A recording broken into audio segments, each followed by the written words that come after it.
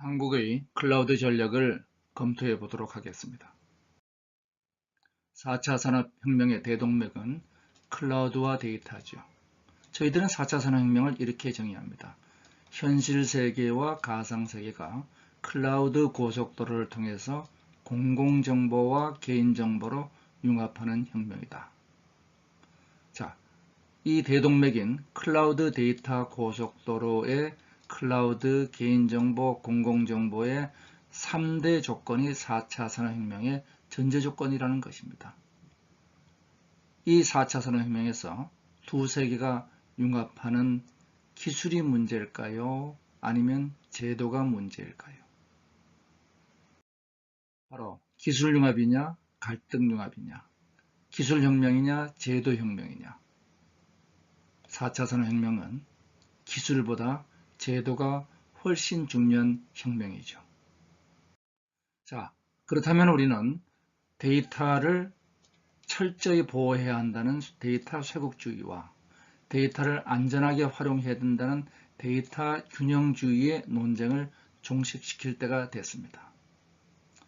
데이터 쇄국주의는 개인정보는 완전 폐쇄하고 공공정보는 제한하고 그 결과 빅데이터가 만들어지지 않으니 4차 산업혁명은 시작조차 불가능합니다. 그 결과 19세기 쇄국주의의 역사를 되풀이할 것이다. 데이터 균형주의는 개인정보를 익명 활용하고 공공정보는 개방해서 4차 산업혁명의 글로벌 선도를 이끌어가자는 21세기 새로운 역사를 개척하자는 것입니다. 4차 산업혁명의 대동맥은 클라우드 고속도로에서 공공정보와 개인정보를 보호하면서 안전하게 활용하는 것으로 시작된다는 것이죠. 시스코는 전세계 인터넷 트래픽에서 클라우드 트래픽의 비중이 이미 90%를 넘었다고 보고하고 있습니다.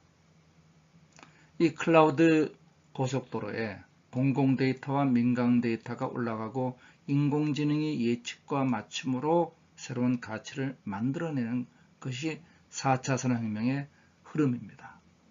한국은 어떠한가? 한국은 국가 자체 클라우드인 통합전산센터를 합치더라도 클라우드 데이터 12.9% 트래픽입니다. OECD 최저 수준이죠. 공공 데이터, 민간 데이터의 길이 막혀 있습니다. 이 데이터 고속도로에 바리케이팅 규제들이 처해 있죠. 결국 인공지능은 예측 맞춤할 데이터가 없어서 글로벌 유니콘의 90%는 한국에서 불법으로 여겨지고 있습니다. 수많은 한국의 스타트업들은 이미 해외로 나가거나 사업을 피보팅 해버렸죠. 이런 벤처 창업이 부진하니까 일자리가 만들어지지 않고 있습니다.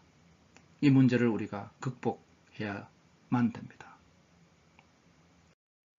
자, IT 강국 코리아로 알고 있죠. 과연 IT 강국 코리아인가? 이제 IT 강국은 규제 강국 코리아로 전락하고 있습니다.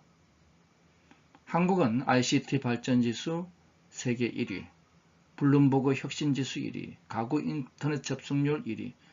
자, 그런데 이러한 주요 정보화 지표, 하드웨어 지표 IT 강국 1위란 것은 분명해 보이지만은 클라우드 정책 격차를 보면은 클라우드 퍼스트 정책을 시작한 미국과 이제 시작하는 한국은 6년의 격차를 가지고 있습니다.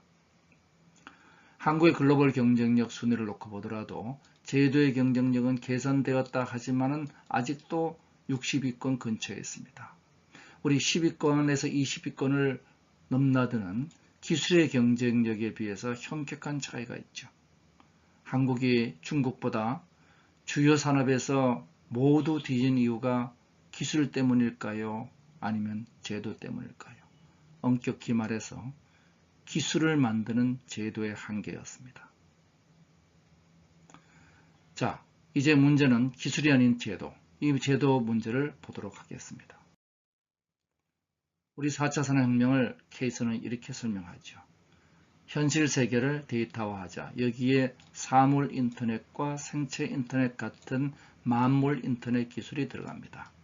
현실을 데이터화해서 예를 들어서 내비게이션에 필요한 자동차의 위치를 데이터화시켜서 클라우드의 빅데이터를 만들고 그리고 이것을 인공지능이 분석해서 도착 시간을 예측해주고 경로를 맞춰주는 것이 불필요한 비용을 줄여서 결국 내비게이터를 통한 국가 비용 절감이 연간 5조에 달한다고 보여지고 있습니다. 이것은 스마트 시티, 스마트 팩토리, 스마트 교육이 모두 동일하죠. 그런데 이 길을 가로막고 있는 게 있죠. 데이터 수집에서 개인정보와 공공정보 규제, 그리고 데이터 저장에서 클라우드와 빅데이터 규제, 그리고 이어서 인공지능의 활용 규제, 인공지능 인력 양성의 문제, 오프라인 진입 규제와 신사업 네거티브 규제, 결국 기술을 따라가지 못하고 경쟁력을 끌어내리는 제도들이 한국의 발목을 잡아왔던 것입니다. 많은 경우에 이런 제도의 문제는 문제를 없애기 위해서 검토를 하면서 생긴 결과들입니다. 가장 큰 리스크는 리스크를 없애려고 시간을 지체시키는 리스크인 것이죠. 드디어 8.3.1 선언이 대통령께서 하셨습니다. 이 대한민국의 데이터를 가장 안전하게 쓰는 데이터 고속도로 구축은 크게 세 가지로 구성되어 있습니다. 개인정보는 안전하게 활용하자. 즉 익명정보는 활용하고 제식별을 규제하자. 가명정보는 제한적으로 활용하도록 하자. 그리고 실명정보는 자기 통제권을 강화하자. 공공데이터는 공공부문으로 확대, 즉 공공기관에서 지자체와 중앙정부를 포함한 공공부문으로 확대하고 개방은 네거티브 원칙하에서 개방한다. 즉 원칙적 개방이라는 것이죠. 그리고 데이터 고속도로화를 통해 가지고 중앙정부, 지자체, 공공기관까지 민간 클라우드를 활용할 수 있도록 하겠다. 늦었지만은 매우 바람직하고 이제 대한민국도 드디어 4차 산업혁명을 시작할 수 있게 된 것입니다. 그러면 클라우드의 현황을 살펴보도록 하겠습니다. 컴퓨팅은 역사적으로 기술 전문가 중심에서 운영자 중심을 거쳐서 사용자 중심으로 이동하고 있습니다. 이제는 운영과 사용이 융합되는 데브옵스로 가고 있죠. 그래서 이제는 IT 기술을 몰라도 IT 사업을 할 수 있는 시대가 도래했다. 어떻게? IT 기술은 클라우드 사업자가 제공한다. 자, 그래서 과거에는 우리가 집집마다 공장마다 자가 발전기가 있었습니다. 이제는 발전소에서 송전선을 통해서 오고 우리는 사용한 만큼 과금을 하게 되죠. 자, 클라우드에서 우리는 하드웨어, 소프트웨어, 응용 소프트웨어를 사용한 만큼만 과금하자 하는 것이 클라우드의 기본 사상이죠. 전기 발전 원리를 모르고 발전기가 없어도 전기를 사용하듯이 IT의 원리를 모르고 IT 자원이 없어도 IT 사업을 할 수 있게 해준다는 것입니다. 자, 그러면 우리는 사업하는데 뭐가 필요할까요? 우선 옛날에는 물리적 서버, 거기다가 OS 운영체제를 설치하고 데이터베이스를 올리고 웹서버를 올리고 애플리케이션 환경을 만들고 그리고 사업을 했습니다. 근데 진짜 나의 필요한 사업은 요 비즈니스 핵심 역량 요거 하나였습니다. 자, 클라우드로 이것을 다 보내는 거죠. 공통 부분은 하드웨어는 이아스로, 인프라스트럭처죠. 미들웨어는 플랫폼이니까 파스로, 플랫폼 에즈 서비스죠. 그리고 애플리케이션 소프트웨어는 소프트웨어 에즈 서비스로 보냅니다. 궁극적으로는 이러한 구분도 없이 그냥 필요한 만큼 쓰는 서버리스로 이동하고 있죠. 자, 그래서 에어비앤비, 코세라, 넷플릭스 이런 회사들이 순식간에 글로벌 유니콘으로 성장하는데 가장 큰 역할을 했던 것이 바로 이와 같은 클라우드를 통한 IT 자원의 공유였습니다. 에어비앤비, 전 세계 사업을 하면서 IT는 아무 생각 없이 써도 됩니다. 클라우드 서비스 업자가 담당한 것들이죠. 자, 클라우드는 그럼 뭐냐? 결국 클라우드는 기존의 하드웨어, OS, 애플리케이션을 이것을 분할을 합니다. 분할을 해가지고 이 분할된 것들을 필요에 따라서 연결해서 가상화하는 것이다. 모든 것이 클라우드와 가상화, 저 너머로 갑니다. 이제는 내가 필요한 일만 해보자. 자, 이런 최소 단위로 분할해서 유연하게 연결되는 구조로 가니까 이제는 내가 얼만큼의 CPU가 필요하고 얼만큼의 네트워크가 필요하고 얼만큼의 메모리가 필요한가 미리 정하지 말고 온 디맨드로 필요에 따라서 서비스를 제공한다. 자, 이런 클라우드 서비스의 전통적인 분류죠. 예, 말씀드린 대로 SaaS, 응용, 플랫폼, PaaS, 그리고 인프라, IaaS가 있고 여기에 수많은 벤더들을 나타내고 있습니다. 자, 이런 클라우드를 통해서 공유 혁신을 하니까 온프레미스에서 우리가 모든 것을 하던 시대에서 IaaS를 활용하게 되니까 하드웨어 인프라는 공유를 하게 되고 플랫폼 PaaS를 사용하게 되면은 미들웨어를 공유하게 되고 그리고 SaaS를 사용하면 모든 것을 공유하게 되는 것이죠. 새 책임의 분할이 이루어집니다. 자, 이런 클라우드 기반의 산업 혁신을 하게 되면 뭘 얻느냐? 하드웨어 비용을 줄이고 소프트웨어 비용을 줄이고 관리 비용을 줄이게 됩니다. 그리고 가치를 창출하게 되죠. 자, 그러면은 이러한 공유로 비용을 절감하고 차별화된 가치를 증대하고 클라우드 기반으로 산업 융합 혁신이 이루어집니다. 클라우드 산업의 규모는 2천억 불 규모지만은 클라우드가 만드는 산업적 레버리지는 100배 수준인 20조 달러로 추정하고 있습니다. 예를 들어서 우리가 최대 용량을 여기에 맞추게 되면은 이와 같이 외부의 피크 오버플로우가 오면은 감당을 못하게 되고 그리고 이렇게 디맨드가 적을 때는 용량의 낭비가 이루어지죠. 자, 이 문제를 우리가 어떻게 하면 해결하면 될까요? 픽스드 캐패시티가 아니고 바로 온 디맨드의 문제 해결을 하면 되죠. 클라우드의 첫 번째 사상이었습니다. 자, 그러나 클라우드는 이러한 비용 절감을 넘어서 코스트와 스피드라는 이아스 중심의 사상을 뛰어넘죠. 이제는 파스 중심의 이노베이션 그리고 비즈니스 밸류를 만들어가는 혁신의 주체로서 클라우드는 부상하고 있습니다. 4차 산업혁명은 클라우드와 더불어 성장하고 있습니다. 코스트 이피션시에서 에센셜 인테그레이션으로 가면서 수많은 메소드와 산업 생태계가 플랫폼과 데브옵스 툴들을 통해서 융합돼서 혁신을 만들어줍니다. IT 기술을 몰라도 내가 에어비앤비를 키울 수 있고 넷플릭스를 완전히 클라우드로 옮겨놓을 수가 있게 됩니다. 자, 그렇다면은 이러한 클라우드의 정의는 미국의 니스트는 어떻게 하고 있을까요?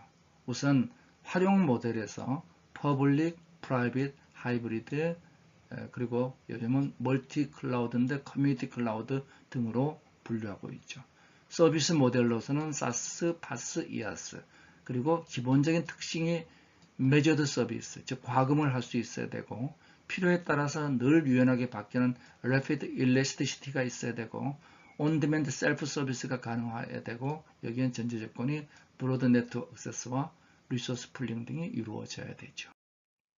자, 클라우드 컴퓨팅 이점에 대해서 마이크로소프트는 비용, 속도, 확장성, 생산성, 퍼포먼스, 안정성 그리고 저희들이 보안 인증 문제를 추가했습니다. 도입 유형은 프라이빗 클라우드와 퍼블릭 클라우드, 하이브리드 클라우드 이렇게 나눠지는데 이제는 이걸 넘어서 멀티 클라우드가 등장합니다.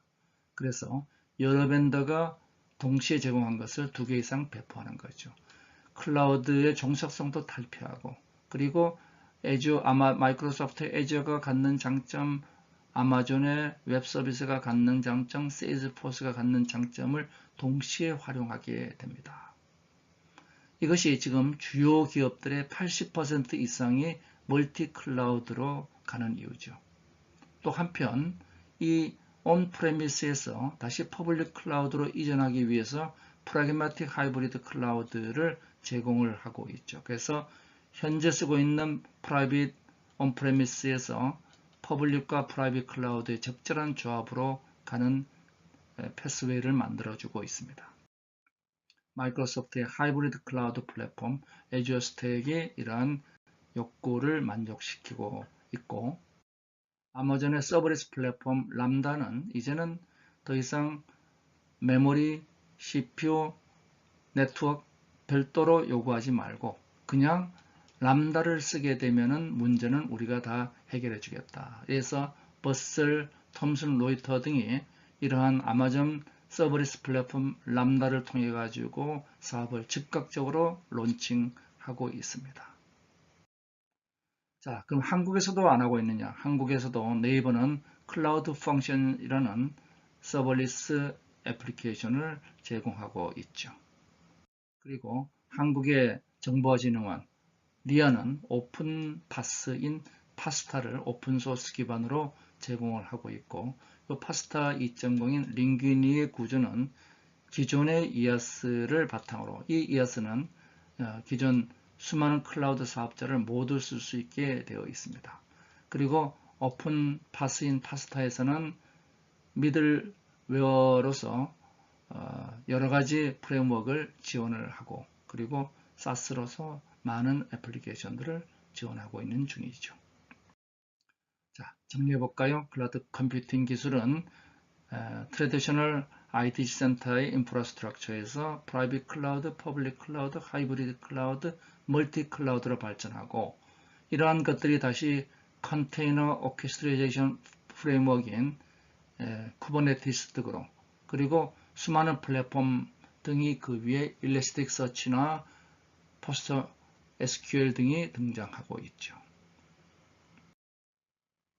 12인사이트는 금년 2월에 이 클라우드 컴퓨팅을 주기율표로 만들었습니다. 재미있는 표니까 살펴보시기 바라겠습니다. 자, 이제 모든 IT 자원은 클라우드에서 공유하고 나의 핵심 역량에만 집중한다.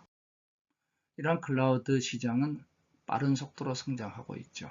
자, 클라우드 트래픽 이미 작년도에 7제타바이트, 금년에 10제타바이트를 넘어설 거로 보고 있습니다. 이 10제타바이트는 전 세계 인터넷 트래픽의 90%에 육박하고 있습니다. 2014년도가 되면 92%를 넘을 거라고 보고 있죠. 한마디로 4차 산업혁명의 트래픽은 클라우드 트래픽이고 3차 산업혁명의 트래픽은 서버 트래픽이었다. 자, 데이터 트래픽이 급증하고 있죠. 그리고 클라우드 세계 시장 규모도 2017년도 2,700만 불을 거쳐서 금년에 3천억 불을 넘어설 거로 보여지고 있습니다. 국내 시장도 이제 금년도에 4,600억 정도로 증가할 거로 보여지고 있죠. 근데 중요한 건 뭔가요? 이러한 공급자의 시장 규모가 아닙니다. 더 중요한 것은 이 공급자 시장을 중심으로 만들어진 새로운 가치가 이거의 100배가 넘는다. 이 레버리지 효과를 주목하라는 것입니다. 클라우드는 레버리지, 지렛대가 되어 있습니다. 자, 그냥 클라우드는 지금 IDC는 이렇게 전망하고 있죠. 전통적인 프라이빗 클라우드는 계속 감소합니다. 트래디셔널 데이터 센터 감소하죠. 그리고 퍼블릭 클라우드가 커지고 있습니다. 한마디로 퍼블릭 클라우드의 시대가 되고 있죠. 자, 스스로 성장판을 닫았던 대한민국을 볼까요? 미국은 클라우드 육성 정책을 2006년부터 시작해서 2009년 계획을 수립해서 진행하고 있습니다. 한국은 가장 큰 KT가 이제 매출이 2천억이 넘은 규모죠. 우리가 다른 산업에 비해서 클라우드 업계의 점수는 현격히 떨어집니다. 게임은 글로벌 탑 기업에 비해서 80% 수준인데 클라우드는 40% 수준으로 보여지고 있죠. 그동안 우리는 클라우드에 대한 무정책, 무시장, 무기업으로 보고 있습니다. 자, 그러면은 이러한 클라우드의 가장 큰 문제는 우리는 보안이라고 봤습니다. 자, 보안은 어떤 문제가 있을까요? 기술적 측면의 문제, 물리적 측면의 문제, 복합적 측면의 문제가 있습니다. 자, 이런 보안은 다양한 형태로 진화하고 있죠. 이 복합 예방책 반드시 필요합니다. 자, 이런 데 대해서 클라우드 시큐리티 얼라이언스에서는 클라우드 보안 위험 요소를 다음과 같은 12개 위험 요소로 2018년도에 발표를 하고 있습니다. 데이터 유출, 아이디 관리, 안전하지 않은 API, 시스템 취약성, 계정 하이체킹, 악의적 내부자 등등 12개가 있는데 이러한 위험 요소가 클라우드 확산에 문제가 되느냐? 그렇지 않습니다. 클라우드 보안 위험에 대합으로서 완전한 불신, 트러스트 노원 철학으로 SHE56과 블록체인 등을 이용해서 사용자 인정을 하고 그리고 제도적으로는 ISO 27001, 미국의 페드램프 등과 내부 보상제도와 보험으로 사후 대응을 하고 있죠.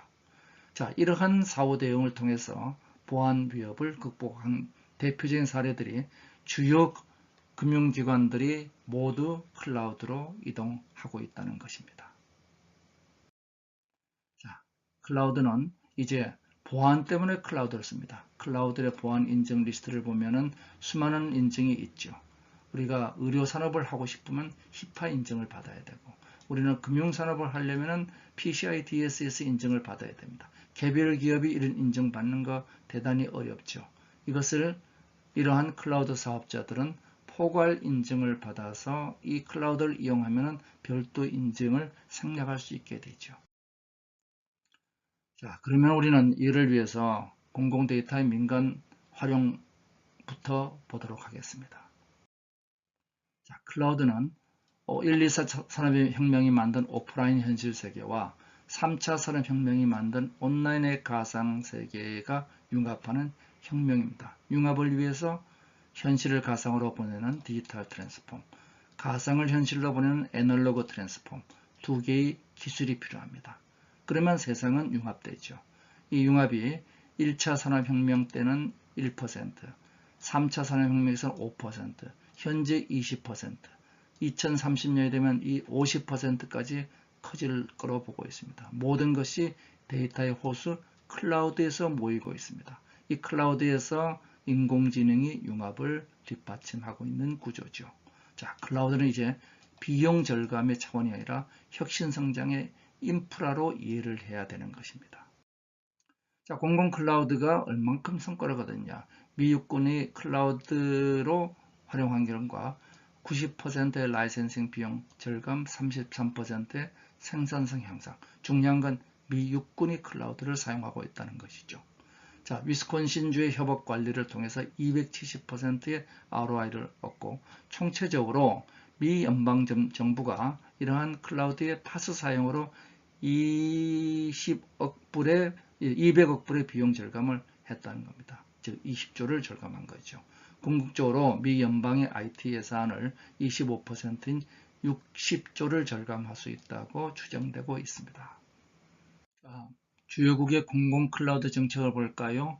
미국은 작년도 MGT법을 통과시키면서 기존의 레거시 시스템을 현대화해야 된다. 미국의 예산당국 OMB가 정부 예산을 최우선으로 책정하라고 권고하면서 동시에 클라우드 기반의 이메일과 협업도구 활용을 촉구하고 있습니다. 한국은 이걸 못하게 하고 있죠.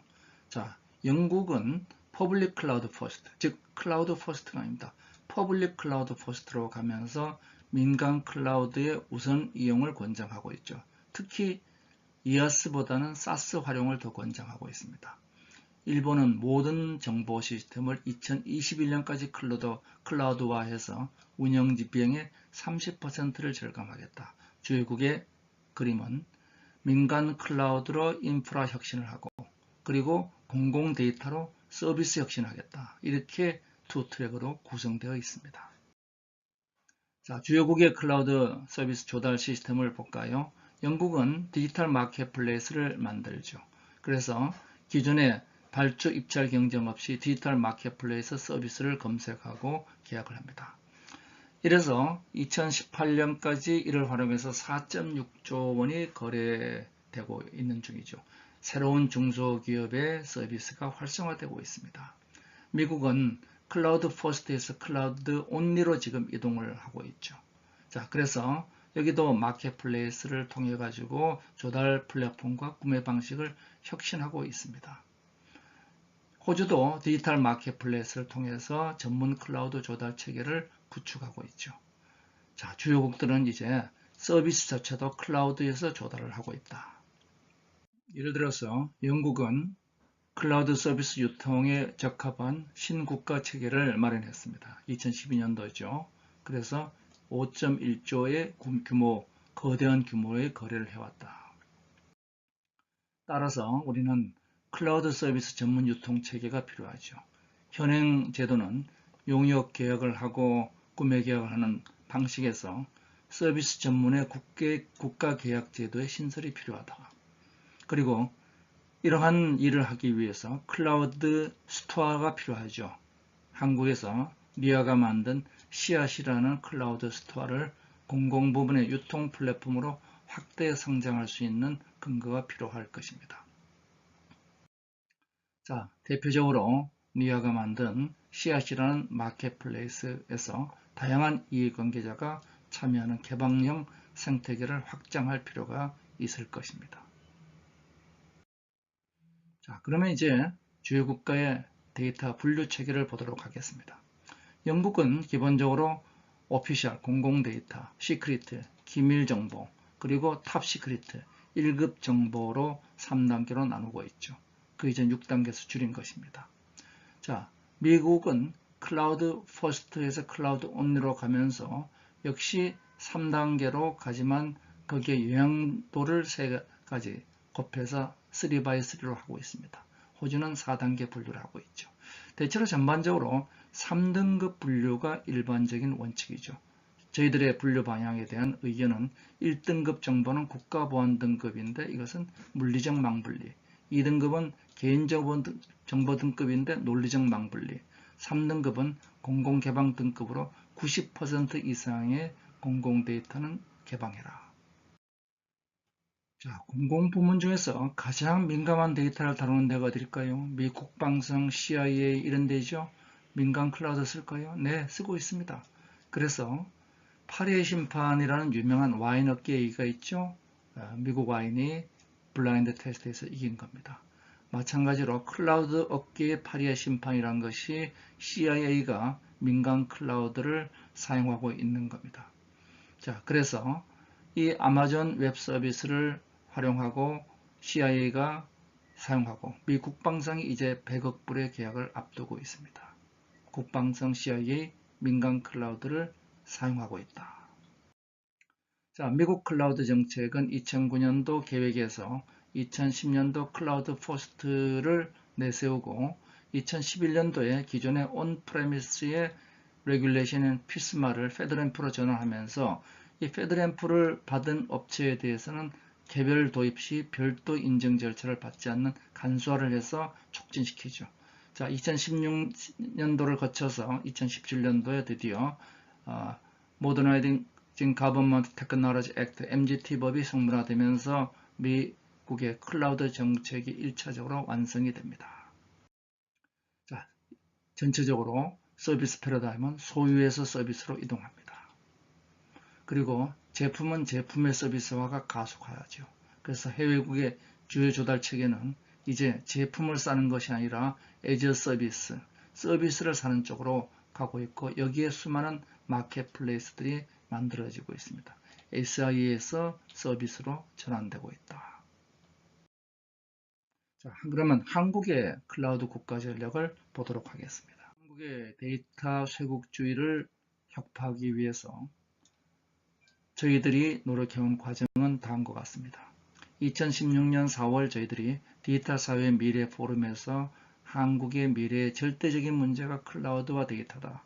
이어서 2017년 2월 국가혁신 100대 과제, 2017년 4월에는 저희들이 4차 산업혁명의 전제 조건으로 클라우드와 데이터 문제를 본격적으로 다루었습니다. 그리고 금년 1월 과기총연합회와 벤처기업협회와 함께 데이터 족쇄 풀기 서명운동에 돌입했고 그리고 국회 청문회 규제개혁 보고서 4월달 정병국 의원 주최 클라우드 라운드 테이블을 거쳐서 저희들이 4차 산업혁명 국가 로드맵 보고서를 제출하고 여기에 대해서 데이터와 클라우드 규제개혁을 송희영 의원님이 분과위원장으로 있는 위원회에서 최우선 특별 권고를 했죠. 이어서 5월 달에 최종 회의를 통해서 결과가 나오고 금년 7월 송 의원님 주최 클라우드 대토론에서 근본적인 클라우드 방향에 대한 논의가 이루어졌습니다. 그리고 8월 대통령이 데이터의 안전한 활용을 위한 데이터 고속도로를 발표했습니다. 실질적인 4차 산업혁명의 시작이 가능하게 됐습니다. 4차 산업혁명의 데이터 쇄국주의 타파 방안은 크게 세 가지죠. 첫 번째 공공정보, 두 번째 개인정보, 세 번째 클라우드입니다. 자, 공공정보는 3단계로 분류하되 현재 2단계로는 파지티브, 원칙적 비개방의 분류를 원칙적 개방의 네거티브 분류를 해라. 그리고 익명가공업을 도입해서 공공데이터의 90%를 개방하라. 두 번째 개인정보는 안전한 활용을 위해서 식별정보는 자기결정권을 갖도록, 가명정보는 옵트인으로 활용하고 사후 사전 통제죠. 그리고 익명정보는 옵트아웃, 사후 통제로 활용하도록 하고 재식별하는 가중징별하라. 여기서는 개인정보를 자선화하는 길을 밟기 시작합니다. 이어서 클라우드 데이터 고속도로화를 위해서 공공 부분을 클라우드 개방, 즉 공공기관에 국한하지 않고 지자체와 중앙정부까지, 그리고 갈라파고스적인 규제 혁파를 하고 클라우드 퍼스트 원칙을 수립하라는 것입니다. 개인정보와 공공정보의 안전한 활용과 클라우드 산업 활성화. 그래서 개인정보와 공공정보로 빅데이터를 클라우드에 만들고 인공지능의 이 빅데이터로 4차 산업혁명을 만들어 가자는 것이죠. 자, 공공정보를 보죠. 공공정보는 4차 산업혁명의 첫 단추입니다. 주요국의 데이터 정책은 공공데이터는 공개, 개인정보는 활용 촉진과 통제권을 부여한다. 자, 미국은 스마트 디스클로저 정책을 통해서 정부가 민간 클라우드를 활용해서 정보를 공개합니다.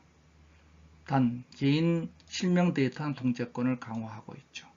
영국도 마이데이터 헌장을 발표하면서 3단계 데이터 공개 정책으로 94%의 공공데이터를 공개했습니다. 그리고 개인 데이터는 통제권을 강화하죠.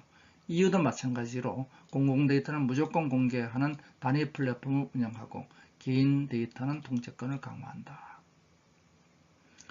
즉 개인정보와 공공정보가 4차 산업혁명의 에너지원이죠.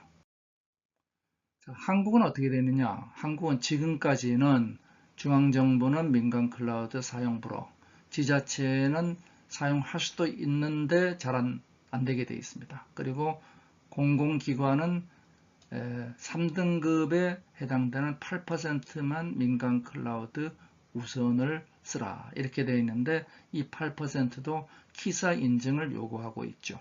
굉장히 좀 까다롭습니다. 1, 2는 비용이 들고 3번은 글로벌 갈라파고스화를 촉진하고 있죠. 특정 암호 기술만 우리가 활용하도록 요구하고 있으니까. 자, 이게 제일 큰 문제는 국정원의 구시대적 보안 패러다임이었습니다. 개별 부처를 개방 통제하고 갈라파고스적인 기술, 아리아나 시드 등을 강조한 거죠. 그리고 예산상으로 볼 때도 원래 클라우드 특별법을 만들 때 2018년 40%를 목표로 했는데 IT 예산에 지금 1%만 투입되고 있는 형편이죠. 자, 공공기관의 망분리를 하고 있습니다. 보안을 위해서. 자, 그래서 데이터가 있는 내부망과 외부 인터넷망은 분리되어 있습니다. 그리고 이 두의 연결은 보안 USB로 관리 통제되고 있습니다. 이동이 너무나 힘들죠. 민간 생산성의 3분의 1밖에 나오지 않고 세종시와 혁신도시의 스마트워크는 근본적으로 불가능합니다. 인터넷 접속이 안 되기 때문이죠. 자, 그래서 우리가 해야 될 것은 90%는 외부망으로 데이터를 개방하고 나머지 10%도 외부망에서 망분리를 하라는 겁니다. 자, 그래서 필요한 서류나 데이터 반출은 지금 어떻게 하고 있느냐? 메신저, 카톡을 쓰죠. 외부 메일을 씁니다. 결정적으로 보안의 비정상화를 가지고 있습니다. 미국은 클라우드 메일과 사스를 권장하고 있습니다. 자, 831 공공정보 개선 방향을 보겠습니다. 831 선언 이전에는 공공데이터의 민간 클라우드 활용을 규제했습니다. 이것이 이제 민간 클라우드 사용을 확대하고 그리고 공공 데이터의 8%만 보수적 3단계 분리되어 있는 것을 적극적 개방으로 데이터 개방 단계가 이제 2단계로 복잡한 것이 1단계로 통합되고 개방 시 원칙적 비개방 원칙이 네거티브 개방 원칙으로 이전되었습니다. 여기에 추가적으로 우리는 일본이 이러한 공공 데이터를 활용하기 위해서 도입한 익명가공정보업을 도입할 필요가 있는 거죠. 이 개인정보 보호의 안전한 활용을 위해서는 사실은 익명가공화가 필요합니다. 근데 익명가공화는 기술이 필요해요. 이것을 위해서 일본은 2015년도에 법률적으로 뒷받침하게 되었습니다. 일본이 데이터 유연성의 상위 국가가 된 결정적 신의 한 수라고 볼 수 있습니다. 자, 공공정보 규제 개혁 방향은 이제 공공정보의 안전한 공유를 위해서 3단계 분류를 하고 네거티브 개방하고 익명가공정보업을 도입해라. 결론적으로 공공데이터 90%를 개방하는데 이러한 일련의 일들을 통해서 네거티브 규제 대전환해서 공공데이터의 안전한 개방을 하자. 개인정보 문제를 보도록 하겠습니다. 4차 산업혁명과 세계 개인정보법을 비교해 보면은 이 개인정보에 대해서 미국은 재산권으로 인정하고 사후 감독을 중심으로 하죠. 일괄적 규제가 없습니다. 유럽은 싱글마켓으로 개인정보를 보호하는데 익명정보는 사후동의, 가면정보는 사전규제, 제식별한 금지, 자기정보는 이전권리. 현재 우리가 가야 될 방향과 같습니다. 일본도 마찬가지지만 일본은 여기다가 익명가공정보를 통해서 안전한 활용을 촉진하는 신의 한 수가 있었죠. 자, 한국은 이러한 문제가 여러 법에 개인정보법, 신용정보법, 정보망법에 분산되어 있고 이런 문제를 해결하기 위해서 2016년 행정 가이드라인을 부처들이 만들었는데 이것이 과도한 규제가 되어버렸습니다. 그래서 이러한 규제로 잘 활용도 못하고 또 제식별에는 징벌이 미흡하다 보니까 보호도 안 됐습니다. 안전하지도 않고 보호되지도 않고 실명정보의 개인 통제권이 부재하다 보니까 빅데이터는 대기업 집중되면서 양극화 문제가 벌어지게 되죠. 자, 개인정보법 관련 규제. 한국은 아시아에서 개인정보 규제 수준이 가장 높은 나라로 평가되고 있습니다. 과도한 사전 규제로 빅데이터는 안 만들어지니까 4차 산업은 실패하고 과소한 사후징벌로 개인정보 보호도 실패하고 개인정보 과잉보호는 우리가 군사정권의 역사적 맥락 결과인데 지금은 결국 보호 활용 모두 실패하고 있습니다. 우리 규제 현황을 보면 사전 규제를 중심으로 하고 있고 활용이 대단히 어렵고 데이터 해외 반출 금지되어 있고 개인의 통제권 인정되어 있지 않습니다. 결국 4차 산업혁명의 글로벌 유니콘 70%는 한국에서 불법, 즉 한국의 창업이 부진한 이유죠.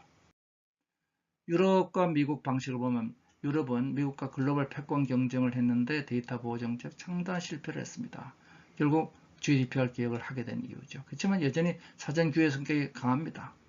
일본은 미국 주도 글로벌 데이터 경제 전략에 편입되어 있고 이 안전한 활용을 위한 대안으로서 익명가공 정보로 빅데이터 활성화를 하고 있죠. 우리는 어떻게 될 것이냐? 바로 이 방식으로 가야 된다는 것입니다. 자, 그러면은 이런 관점에서 개인정보 개선 방안을 바라보면 8.3일 이전엔 자기결정권 부재, 가명정보 활용 규제, 익명정보 활용 규제들이 있었는데 이러한 것들을 저희들이 제시하는 방향으로 개인정보 안전장치를 강화하고 자기결정권을 제시하고 가명정보는 안전장치 후 활용, 익명정보는 개인정보 보호 대상을 제외하되 제식별화를 규제한다는 원칙적 선언을 하게 되었습니다. 개인정보보호위원회가 이제는 중요한 역할을 하게 될 겁니다. 그런데 개인정보보호위원회가 개인정보의 과도한 보호, 즉 악마가 뒤태에 있을 수 있습니다. 그래서 보호 및 활용위원회로 가야 되고 여기에는 반드시 내부에 활용을 위한 사람이 위원으로 들어가야 될 것이다. 자, 그러면 개인정보 규제 개혁 방향은 안전한 활용을 위해서 식별정보는 자기결정권을 갖도록 하고 가면정보는 옵트인으로 활용하고 익명정보는 옵트아웃으로 활용하고 제식별화는 가정정보한다. 이 네 가지 원칙만 지키면 되죠. 이러면 개인정보가 자동화되죠. 자, 그러면은 이러한 규제 개혁으로서 대한민국은 4차 산업혁명의 길로 들어섭니다. 클라우드에서는 한국의 클라우드 정책이 변해왔습니다. 한국은 세계에서 가장 먼저 클라우드 컴퓨팅 발전법을 제정했지만 세계에서 클라우드 활용이 가장 낙후된 국가가 되어버렸습니다. 세계는 공공부문의 민간 클라우드 도입 중이죠. 미국은 CIA가 이미 2013년도에 도입했고, 그 다음에 이를 위해서 아마존은 시크릿 위전을 개발했죠. 마이크로소프트 애저는 영국 국방성, 그리고 IBM은 미국 육군에 도입되고 있습니다. 이제 클라우드의 보안이 우려사항은 아닌 거죠. 활용 인재와 파트너십을 구축해야 됩니다. 다양한 클라우드 규제가 이루어지고 있습니다. 클라우드 설비 규제, 과거 서버 기준의 설비 규제를 하고 있죠. 클라우드 활용 규제, 그리고 글로벌 표준에 맞지 않는 규제를 하고 있습니다. 데이터 쇄국주의죠. 정부가 주도하는 클라우드 시장이 되어 있습니다. 국내 클라우드 서비스를 놓고 보면 글로벌 인프라를 제공하고 보안 인증의 오버헤드를 탈피하고 인공지능과 데이터베이스 등 미들웨어가 오픈소스의 활용 극대화를 한다.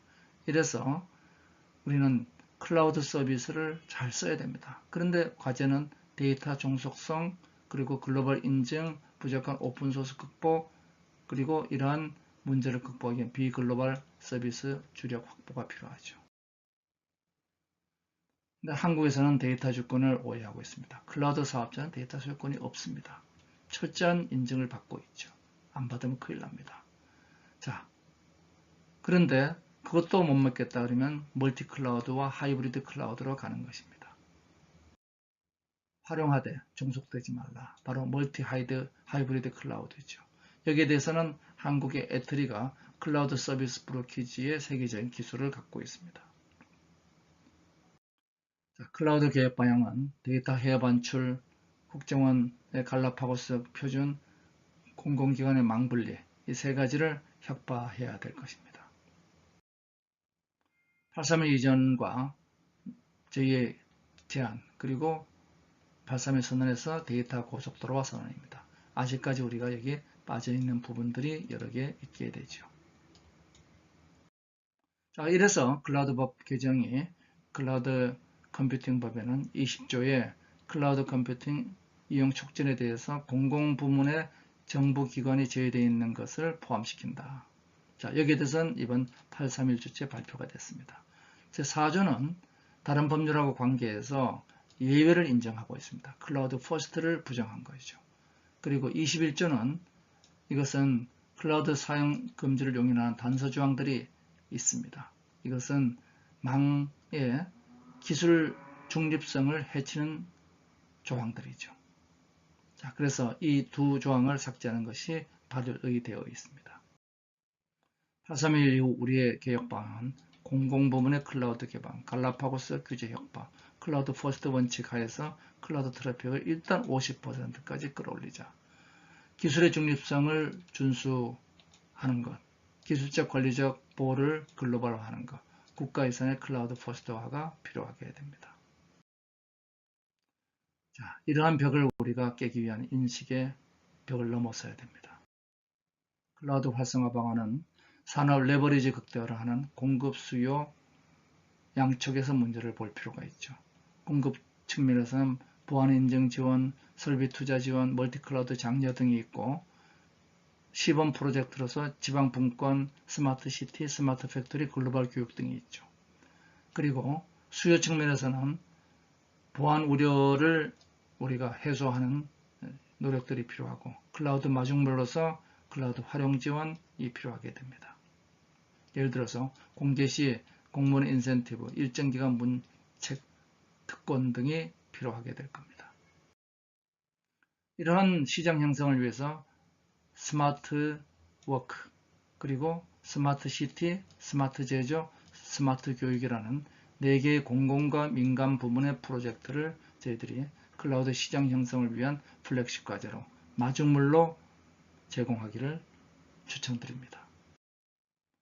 데이터 쇄국주의 타파를 위한 8대 혁신 과제로 마무리하겠습니다. 클라우드 법의 단서조항 4조 클라우드 퍼스트 원칙을 해치는 4조의 규정을 없애고 클라우드 기술 중립성 원칙을 해치는 21조를 개정하고 그리고 공공정보를 정보기관으로 확대하는 20조를 개정하고 개인정보보호법을 실명정보는 자기통제권, 가명정보는 부분적 활용, 익명정보는 옵트아웃 활용, 익명가공정보업체를 육성하고 개인정보활용위원회를 균형 잡게 하고 공공부문을 스마트워크로 확산하고 국가예산을 클라우드 퍼스트로 해서 자산 취득에서 사용기준 예산으로 가서 클라우드 예산을 IT 예산의 30%까지 그리고 클라우드 수요 촉진을 하라는 것으로 마무리하겠습니다. 기대효과는 4차 산업혁명의 실질적 출발을 하면서 120조를 저희들이 산출해 봤습니다. 공공부문의 스마트워크, 그리고 공공과 민간의 협력 부문, 그리고 국내 스타트업의 미래 연관 가치 이렇게 3개로 구성해 보았습니다. 감사합니다.